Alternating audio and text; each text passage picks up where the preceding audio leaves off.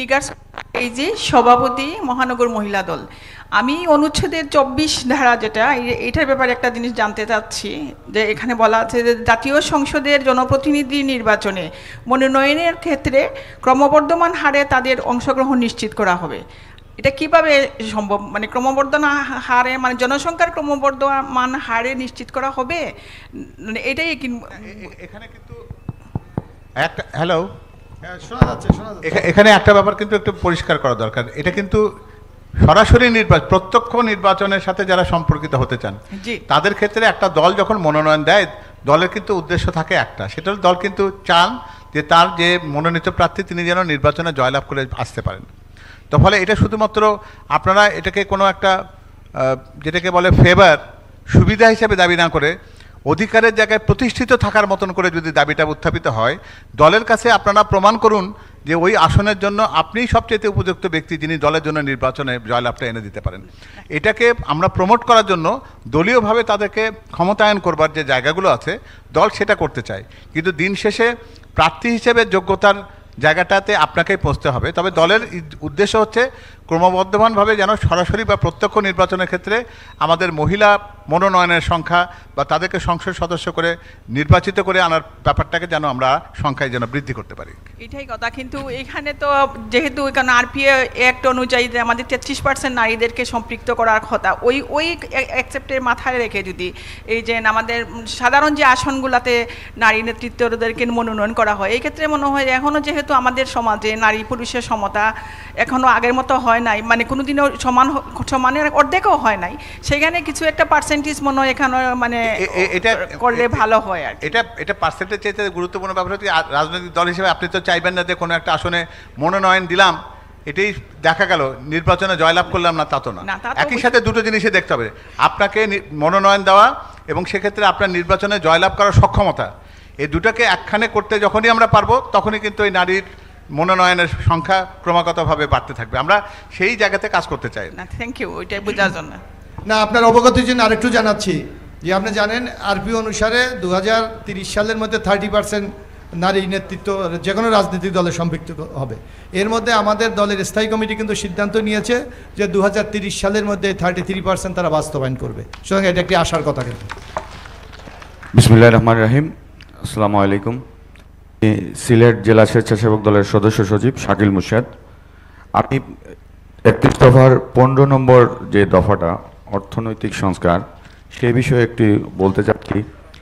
আমরা দেখি লক্ষ্য করে যে সুষম বন্টনের কথা এখানে বলা, আমরা যখন দেখি যে অর্থনীতি আমাদের সঠিক গতিধারায় চলছে, কিন্তু দেখি যে একটা স্পষ্ট না যে বাজারে গেলে আমরা যেটা লক্ষ্য করি, আমরা আসলে অর্থনীতি সম্পর্কে তেমন কিছু জানি না, তবে বাজারে গেলে যখন লক্ষ্য করি যে জিনিসপত্রের যে মূল্য বৃদ্ধি পায়, তো দেখা যায় যে আমরা কিছু সংখ্যক সিন্ডিকেট করে, কিছু কর্পোরেট লোকজন সিন্ডিকেট করে দ্রব্যমূল্যের ঊর্ধ্বগতি সৃষ্টি হয়। এটা আমরা অন্তর্বর্তীকালীন সরকার আসার পরেও মানুষের একটি প্রত্যাশা ছিল যে হয়তো দ্রব্যমূল্য কিছুটা হলেও কমবে, কিন্তু সেটা কিন্তু তারা পূরণ করতে পারেনি। তো ভবিষ্যতে যদি বিএনপি ইনশাল্লাহ যদি কখনো ক্ষমতায় আসে, যে সিন্ডিকেট এরা এতই শক্তিশালী যে কোনো সরকারই এদের বিরুদ্ধে কার্যকর কোনো ভূমিকা রাখতে পারে না। তো এখানে আমরা দেখছি যে এই 31 দফার মধ্যে এই ধরনের কার্যকর ভূমিকা রাখার মতো, সিন্ডিকেট ভেঙে বাজার নিয়ন্ত্রণ করার মতো কোনো সোজাসুজি কোনো প্রস্তাবনা কিন্তু এখানে দেখা যাচ্ছে না। আর আরেকটি প্রশ্ন করে আমি শেষ করি। আমরা বারবার ওই বক্তব্য এবং বিভিন্নভাবে আমরা জানতে পারি যে অন্তর্বর্তীকালীন সরকারকে একটি নির্দিষ্ট সময় দেওয়া হচ্ছে। এই নির্দিষ্ট সময়টা কতদিন পর্যন্ত, এটা আমাদের জানা খুব জরুরি। আমার মনে হয় এটা ঠিক এই জায়গায় প্রাসঙ্গিকতার ভিতরে নেই আর কি, প্রশ্নটার উত্তর এখানে নয়। তবে এমনিতে যেটা আপনি নির্দিষ্ট সময় না বলতে যৌক্তিক সময়, এই যৌক্তিক সময় বলতে কিন্তু আমাদের যেটা বোঝানোর বলা হয়েছে সেটা হচ্ছে যে সংস্কার তো একটা চলমান প্রক্রিয়া, বিভিন্ন রকম সংস্কার চলতেই থাকবে, এটা কেউ কখনো বলতে পারে না যে সংস্কারটি শেষ হয়ে গেছে। আমরা যৌক্তিক সময় বলতে বুঝি একটা নির্বাচন অনুষ্ঠান করবার জন্য নির্বাচন কমিশনের গঠন, ভোটার তালিকা হালনাগাদ করা এবং নির্বাচন সংক্রান্ত যে আইন বা বিধির মধ্যে যে ত্রুটিগুলো আছে এটাকে মীমাংসা করে স্বল্পতম সময়ে নির্বাচনের তফসিল ঘোষণা করে একটা নির্বাচন অনুষ্ঠান করার জন্য যে সময়টা লাগে এই সময়টা যৌক্তিক সময়।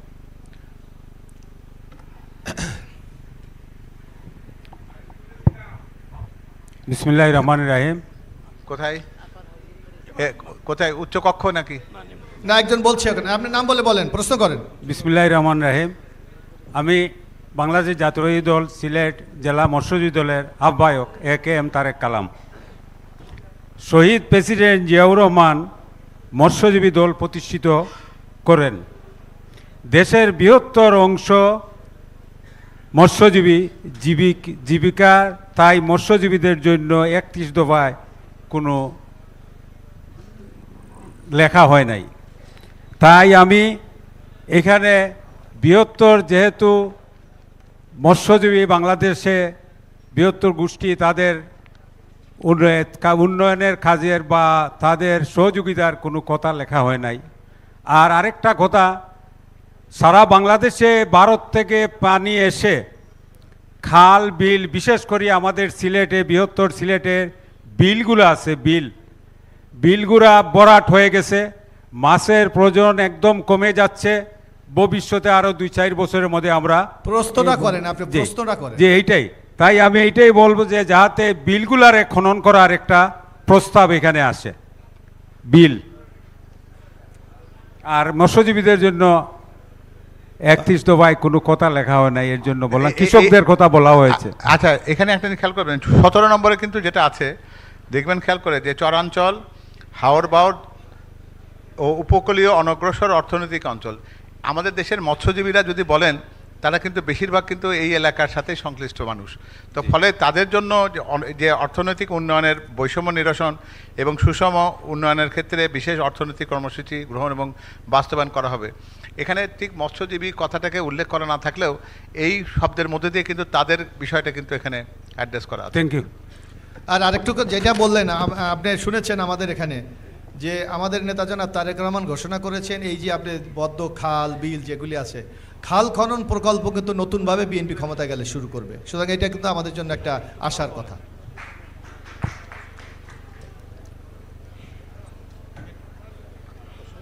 এরপর উপরে আপার হাউস, ওখানে মাইক তো মনে হয় নাই, আছে উচ্চকক্ষে মাইক ছেলে বলতে পারে, এই ইয়াং ছেলে বেলে জোরে গলায় বলো, জোরে জোরে বলেন ওখান থেকে দাঁড়ায়া।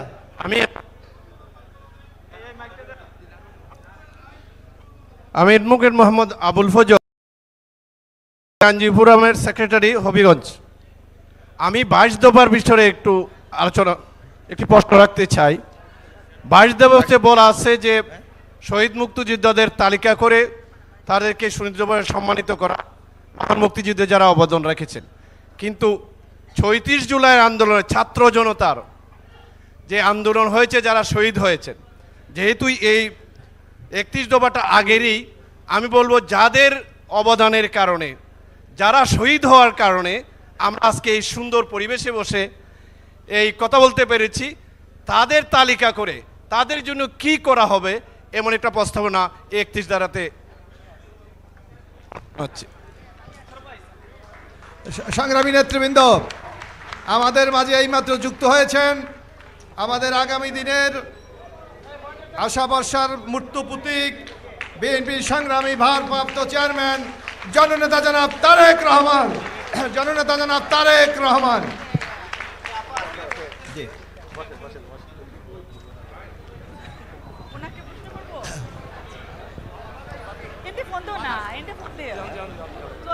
আপনারা একটু বসেন, সবাই বসেন। কি বলা যাবে? আসসালামু আলাইকুম। ওয়ালাইকুম সালাম। আমি তাহসিন শারমিন তামান্না, সিলেট জেলা মহিলা দলের ভারপ্রাপ্ত প্রেসিডেন্ট। আমার সবচেয়ে বড় পরিচয় হচ্ছে আমি সিলেটের ছাত্রদল নেতা ইফতেখার আহমদ দিনারের বোন, আমি ছোট বোন। আমার প্রশ্ন হচ্ছে 14 নম্বরে যে বলা হয়েছে সর্বস্তরে আইনের শাসন ও মানবাধিকার প্রতিষ্ঠা, সেখানে গুম খুনের কথাও উল্লেখ করা হয়েছে। আপনারা জানেন যে 2012 সালে আমার ভাই গুম হয়েছেন, এম ইলিয়াস আলী গুম হওয়ার 15 দিন আগে। এখানে খোকন ভাই উপস্থিত আছেন, আপনি জানেন যে গুম হওয়া কতটা দুঃখের বিষয় এবং তার পরিবারের জন্য কতটা কষ্টের বিষয়। এখানে আমাদের ভাবিও উপস্থিত আছেন, আমার পরিবারের মতো উনিও সাফারার। আমি আমার ভাই গুম হওয়ার পরে আমি রাজনীতিতে এসেছি। আমার একটাই প্রশ্ন, যারা গুমের সাথে জড়িত, যারা গুমটা ঘটিয়েছে ফ্যাসিস্ট হাসিনা সরকারের সাথে যারা যারা জড়িত আছে, তাদেরকে আমরা যখন বিএনপি সরকার গঠিত হবে, এদের প্রত্যেককেই কি আমি চাই, আমি কেন, আমি বলবো যে সারা বাংলাদেশের সবাই চায়, এদেরকে কি ফাঁসি কাষ্ঠে ঝুলানো হবে? এবং এই যে আয়নাঘর যে হয়েছে, আমি চাই ওই আয়নাঘরকে একটা দর্শনীয় স্থান বানানো হোক। সারা বাংলাদেশের মানুষ কেন, সারা পৃথিবীর মানুষ যেন জানতে পারে যে এই আয়নাঘরে প্রত্যেকটা বিএনপি জামাতের কর্মীদেরকে যে বছরের পর পর বছর তাদেরকে গুম করে রেখে তাদেরকে অত্যাচার করা হয়েছিল, এইটা কি আপনারা করবেন? ধন্যবাদ। আপনাকে সমবেদনা জানাবার ভাষা আমাদের কারোর নেই, কারণ আমরা জানি যে পৃথিবীতে যতগুলো অপরাধ রয়েছে মানবাধিকার লঙ্ঘনের, সেটা গুম হচ্ছে সর্বোচ্চ অপরাধ। এটাকে হত্যাকাণ্ডের চাইতেও বেশি বড় মাপের নিকৃষ্ট অপরাধ বলে চিহ্নিত করা হয়েছে। এবং এই 14 নম্বর দফায় কিন্তু এখানে সুনির্দিষ্টভাবে বলা হয়েছে যে গুম, খুন, অপহরণ ও নির্মম শারীরিক নির্যাতন ও নিষ্ঠুর অমানবিক অপরাধের সাথে প্রত্যক্ষ এবং পরোক্ষভাবে জড়িতদের আইনের আওতায় আনা এবং নির্যাতিত এবং সংক্ষুব্ধদের জন্য বিচার নিশ্চিত করা। এখানে প্রত্যক্ষ বলতে আপনি যাকে বোঝাতে চান তাকে বুঝবেন। পরোক্ষভাবে যদি রাষ্ট্রযন্ত্রের সর্বোচ্চ ব্যক্তিও যদি এই ঘোষণাটি দিয়ে থাকেন, বা তিনি যদি পরোক্ষভাবে ইলিয়াস আলীর মতন বা আপনার ভাইয়ের মতন কারো এই গুমের পিছনে যদি কোনো মদতদাতা বা নির্দেশদাতা হন, তাহলে এই আইন তার জন্য সেই অপরাধের ব্যবস্থা, বিচার এবং সর্বোচ্চ শাস্তির ব্যবস্থা করবে। এই নিশ্চয়তা এই 14 দফা দিচ্ছে আপনাকে। বিসমিল্লাহির রহমানির রহিম। আমি ডক্টর মোহাম্মদ শামীমুর রহমান। আমার দুটি প্রশ্ন আছে। একটি প্রশ্ন হচ্ছে, সম্প্রতি আমাদের অ্যাক্টিং চেয়ারপারসন বলেছেন তারেক রহমান সাহেব পল্লী চিকিৎসক নিয়োগের ব্যাপারে উৎসাহ এবং তিনি ইন্টারাকশন করতে চান এই বিষয়টা আর কি। তো জিয়াউর রহমান সাহেব পল্লী চিকিৎসকদের নিয়োগ দিয়েছিলেন এবং উৎসাহিত করেছিলেন। তখন সারা বাংলাদেশে চিকিৎসকদের সংখ্যা ছিল 8 থেকে 10,000 হবে। এখন বাংলাদেশে প্রায় 1.5 লক্ষের মতো চিকিৎসক প্লাস মাইনাস আছে। আপনি নিশ্চয়ই জানেন পাবেল সাহেব যে অ্যান্টিবায়োটিক রেজিস্ট্যান্স এটা একটা গ্লোবাল হেলথ প্রবলেম এবং এটা বাংলাদেশেও অন্যতম একটা বড় প্রবলেম। যে জায়গায় আপনারা এইখানে উল্লেখ করেছেন যে নোটবুকটি আমাদের দিয়েছেন যে আপনারা 2.5 লক্ষ চিকিৎসক, আনুপাতিক হারে নার্স এবং টেকনিশিয়ান নিয়োগ দেবেন, তাহলে তো সমস্ত নিয়োগ প্রক্রিয়ায় চিকিৎসকরা গ্রামান্তরে চলে যাচ্ছেন। এই যে একটা বার্নিং হেলথ প্রবলেম, পল্লী চিকিৎসক নিয়োগ দেওয়ার ফলে তাদেরকে নির্দিষ্ট পরিমাণ ওষুধ লেখার নির্দেশও দেওয়া হয়েছিল, কিন্তু সেই নির্দেশগুলো তারা অমান্য করেছে। কমায়ের পরে যে ওষুধগুলো পাশ্চাত্য দেশে ব্যবহৃত হচ্ছে না, সেই ওষুধগুলো এখন বাংলাদেশে ব্যবহৃত হচ্ছে। এতে করে চিকিৎসার ব্যয় অনেক বেড়ে গেছে, দারিদ্র্য সীমার নিচে বহু মানুষ চলে গেছে। সেই বিষয়টা আমার মনে একটা রিভিউ করার বিষয় আছে। আর দ্বিতীয় প্রশ্নটি হচ্ছে, জিয়াউর রহমান সাহেব চেয়েছিলেন আপনারা যে প্রতিরক্ষা ব্যবস্থার উপরে যে নোটটি লিখেছেন, এখানে লেখা আছে প্রতিরক্ষা বাহিনীকে দক্ষ করে গড়ে তুলবেন। আমরা মনে করি গড়ে তোলা দরকার, কিন্তু আমরা যদি বাংলাদেশের প্রশ্ন করেন আমি মন্তব্য করছি, মুক্তিযুদ্ধের ইতিহাস দেখি যেটা, সেই মুক্তিযুদ্ধের ইতিহাসে সেনাবাহিনীর নেতৃত্বে গণযুদ্ধ হয়েছিল। জিয়াউর রহমান যে কাজটি করতে চেয়েছিলেন যে তরুণদেরকে সামরিক ট্রেনিংয়ের জন্য, আমরা যদি আমাদের সার্বভৌমত্ব রক্ষা করতে চাই তাহলে আমার মনে হয় যে আমাদের তরুণদের আপনার ধরেন ইন্টারমিডিয়েট পরে তাদেরকে 2-3 মাসের জন্য একটা সামরিক ট্রেনিংয়ের ব্যবস্থা করা হবে কিনা, এবং এই নোটবুকে এটা লিখলে পরে আমাদের দেশের জনগণের মনোবল অনেক বৃদ্ধি পাবে। ধন্যবাদ। ঠিক আছে, আপনার দুটো অবজারভেশনের মধ্যে একটা রেসপন্স আমি এটা করি সেটা হচ্ছে কি, দেখবেন যে বাংলাদেশের চিকিৎসকের সংখ্যা বৃদ্ধি পেলেও প্রান্তিক জনগোষ্ঠী, গ্রামের একেবারে প্রত্যন্ত এলাকার একজন মানুষ গভীর রাতে তিনি কিন্তু তার জরুরি চিকিৎসা সেবা কিন্তু কখনোই পান না, এই ব্যবস্থাতে তার নেই। এখানে কিন্তু বলা হয়েছে পল্লী চিকিৎসক শব্দে না, নারী পুরুষ পল্লী স্বাস্থ্যকর্মীর প্রবিধান রাখার উদ্দেশ্য হচ্ছে যে বিপদের সময় যেন এই ব্যক্তিটি তাকে অন্তত একটা চিকিৎসা কেন্দ্রে নিয়ে যেতে পারে বা জরুরি অবস্থাতে তার সেই জরুরি সমস্যাটার সমাধান করতে পারে, সেই উদ্দেশ্যে এটা করা। এবং মূল উদ্দেশ্য হচ্ছে যে প্রতিরোধমূলক চিকিৎসার ব্যবস্থাকে অগ্রাধিকার দেয়া।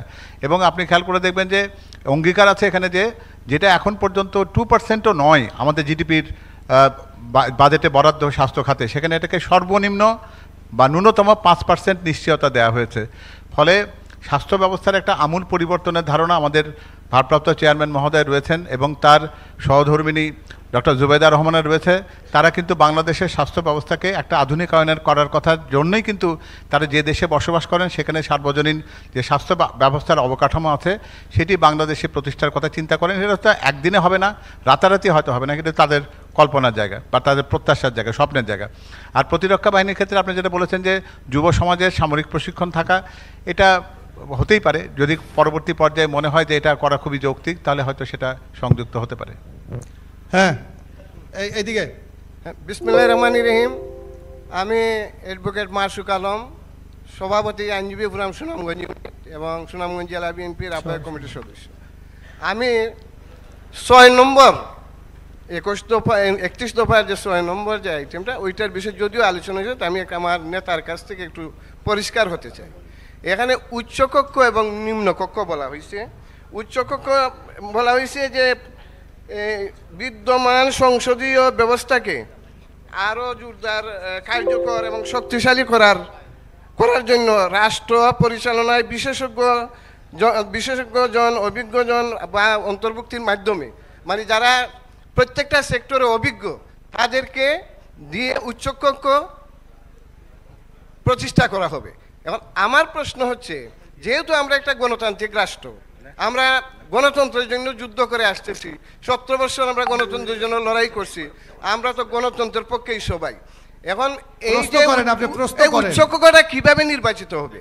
এটা কি যারা সংসদে যাবেন, সংসদ সদস্য তারা নির্বাচন করবেন, না এমনিতে মনোনয়নের মাধ্যমে নির্বাচিত হবে? এই প্রশ্ন।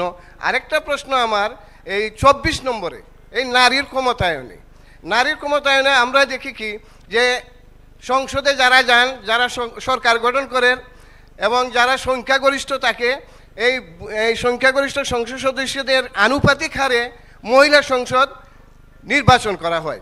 অর্থাৎ 30 জন মহিলা সংসদ আনুপাতিক হারে প্রত্যেকটা দলই যদি তার এখানে আমি আমার প্রশ্নটা হচ্ছে, আমার সাজেশনটা হচ্ছে যে আমাদের দেশে আমরা তো অগ্রসর হচ্ছি, আমাদের দেশে এখন এই কোটাভিত্তিক না রেখে প্রত্যেকটা নারী যাতে নির্বাচনে অংশগ্রহণের মাধ্যমে যোগ্য নারীরা সংসদে যেতে পারে সে ব্যাপারে একটু ব্যবস্থা রাখা। আরেকটা বিষয় আমি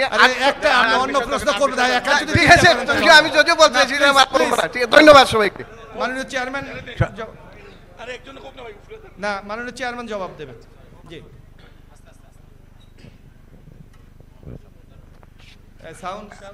আমরা কিন্তু এতক্ষণে উচ্চকক্ষ বিশিষ্ট আলোচনা, সেটা কিন্তু আমরা অনেক ব্যাপকভাবে করেছি। আমার মনে হয় না যে এটাকে নতুন করে আবার আলোচনায় আনার দরকার আছে। আর নারীর ক্ষমতায়নের ক্ষেত্রেও কিন্তু সেই প্রশ্নের উত্তরটা কিন্তু এর আগে আমরা দিয়েছি। ফলে আমার মনে হয় যে এটা দুটোই রিপিটেশন। আমার মনে হয় যে এই প্রশ্নে আমরা বেশি সময় বরং না দিই। আর আমাদের ভারপ্রাপ্ত চেয়ারম্যান মহোদয়, তিনি যদি এই বিষয়ে কিছু যোগ করতে চান তাহলে আমরা তার কথা শুনতে পারি। আসসালামু আলাইকুম। যেই নেতা আমার প্রশ্নটা করলেন নারীদের বিষয়ে, দেখুন আপনি বলেছেন যারা কেপেবল, যোগ্য নারী তাদের সুযোগ করে দেওয়ার জন্য। আপনি যদি আমাদের যে 300 আসন আসে, এই 300 আসনের যে কোনো আসন থেকে যে কোনো দল যে কোনো যোগ্য ব্যক্তিকে প্রতিনিধি হিসেবে সংসদে পাঠাতেই পারেন, নির্বাচনের মাধ্যমে অবশ্যই।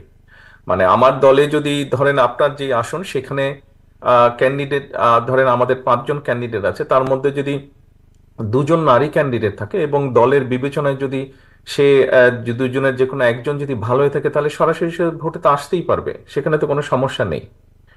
যেহেতু সেখানে কোনো সমস্যা নাই, সেখানে ভোটের মাধ্যমে সে নির্বাচিত হয়ে আসতেই পারবে। এবং আপনি আলাদাভাবে যেটা বলছেন, এই বিষয়টি আমাদের বিবেচনার মধ্যে আছে। ক্যামেরা যারা অপারেট করছেন দয়া করে আপনারা বোধহয় আমাকে দেখাচ্ছেন, আমি সামনে যারা বসে আছেন তাদেরকে দেখতে চাইছি। হ্যাঁ, এইভাবে রাখুন দয়া করে ক্যামেরার পজিশনটা। আর সংসদে যেটা আসন সংখ্যা, নির্দিষ্ট আসন সংখ্যা বলেছেন, এই ব্যাপারে আমাদের চিন্তা ভাবনা আছে। আমরা এরই মধ্যে একটি কমিশনও গঠন করছি আমাদের দলীয় অবস্থান থেকে, যেখানে আমরা নারীদের ক্ষমতায়ন আরো কিভাবে বৃদ্ধি করা যায় সেই কমিশনটা আমাদেরকে সেই সুপারিশগুলো দিবে। সেই সুপারিশগুলো দিলে আমরা সরকারকেও, অন্তর্বর্তীকালীন সরকারকেও সেটা দেব হয়তো, অথবা আমরা যদি সুযোগ পাই ইনশাল্লাহ সামনের দিনে, তখন আমরা সেই অনুযায়ী নারীদের ক্ষমতায়ন বৃদ্ধির জন্য সেই হিসাবে পদক্ষেপগুলো গ্রহণ করব। এখানে একজন ব্যক্তি আপনার আগে একটি প্রশ্ন করেছেন হেলথের বিষয়। খুব সম্ভব আপনি বোধহয় এই হেলথ সেক্টরের সাথে ইনভলভ আছেন, আপনার প্রশ্ন শুনে আমার মনে হয়েছে, আই কুড বি রং, প্রশ্ন শুনে মনে হয়েছে। এখানে একটি বিষয় আছে, পৃথিবীর উন্নত দেশগুলোতে এখন তারা যেটা করার চেষ্টা করছে সেটা হচ্ছে যে তারা প্রথমেই একটি ব্যবস্থা নেওয়ার চেষ্টা করছে সারা দেশের মানুষকে বিভিন্নভাবে সচেতন করার মাধ্যমে, যাতে মানুষটি অসুস্থ না হয়। একজন মানুষ কি কি কাজ করা থেকে বিরত থাকলে তার ডায়াবেটিক হবে না, অথবা ব্লাড প্রেশার হবে না, অথবা কোলেস্ট্রল বৃদ্ধি পাবে না, এই ধরনের প্রিভেনশন। তো আমাদের যে পল্লী চিকিৎসক ছিলেন তারা যেরকম চিকিৎসক দিতেন, শহীদ জিয়ার সময় যে পল্লী চিকিৎসক ছিলেন, আপনি সঠিক কথাই বলেছেন, কিন্তু আমরা যদি পল্লী চিকিৎসক তৈরি করে, বা যে নাম যেটাই দেই, এই ধরনের চিকিৎসক তৈরি করে যদি গ্রামে গ্রামে মানুষকে সহায়তার জন্য দিতে পারি, মানুষ অসুস্থই যদি কম হয়, সেক্ষেত্রে যেটা হবে, টোটাল স্বাস্থ্য খাতে যেই ফ্যাসিলিটিটা এখন আছে, আমরা তখন যারা হয়তো অসুস্থ হবেন তখন তাদেরকে চিকিৎসা দিতে আমাদের সুবিধা হবে। যদি অসুস্থ মানুষের সংখ্যা কম হয়, স্বাভাবিকভাবে ডাক্তার এবং নার্স যারা থাকবেন তাদেরকে তখন চিকিৎসা দিতে সুবিধা হবে। কিন্তু স্বাভাবিকভাবে যখন খুব বেশি মানুষ অসুস্থ হবে তখন কোয়ালিটি চিকিৎসা দেওয়াটা ডিফিকাল্ট হয়ে যায়। তো সেই জন্য আমাদের মূল লক্ষ্যটা হচ্ছে প্রিভেনশন। আমরা যদি আগেই দেশের মানুষকে সচেতন করতে পারি যে ভাই আপনি এই কাজগুলো করবেন না, পরিবারকে সচেতন করতে পারি যে এই কাজগুলো করবেন না, তাহলে এই অসুখ হওয়া থেকে বিরত রাখতে পারবেন নিজেকে, পরিবারকে রক্ষা করতে পারবেন। অর্থাৎ প্রিভেনশনের মাধ্যমে আমরা জিনিসটাকে কমিয়ে আনতে চাইছি। ধন্যবাদ। আরেকটি ছিল সামরিক প্রশ্ন, যেটি বলেছেন যে আমাদের তরুণ সমাজ বা যারা যুবক আছে তাদেরকে ডিফেন্স ট্রেনিং দেওয়া যায় কিনা। আমরা এটি অবশ্যই চিন্তা করতে পারি। এক সময় শহীদ জিয়ার সময় কতগুলো বিষয় ছিল, বিএনসিসি সহ বিভিন্ন কতগুলো বিষয় ছিল, সেক্টর ছিল, যেখানে কিছু ডিসিপ্লিন শিক্ষা দেওয়া হতো। সেরকম ট্রেনিং না দিলেও কিছু ডিসিপ্লিন ট্রেনিং অবশ্যই আমরা সেই ব্যাপারে চিন্তা ভাবনা করতে পারি। এরকম একটা চিন্তা ভাবনা আমাদের মধ্যে আছে, সময়ের সাথে আমরা এই ব্যাপারে ইনশাল্লাহ সিদ্ধান্ত নিব। ধন্যবাদ।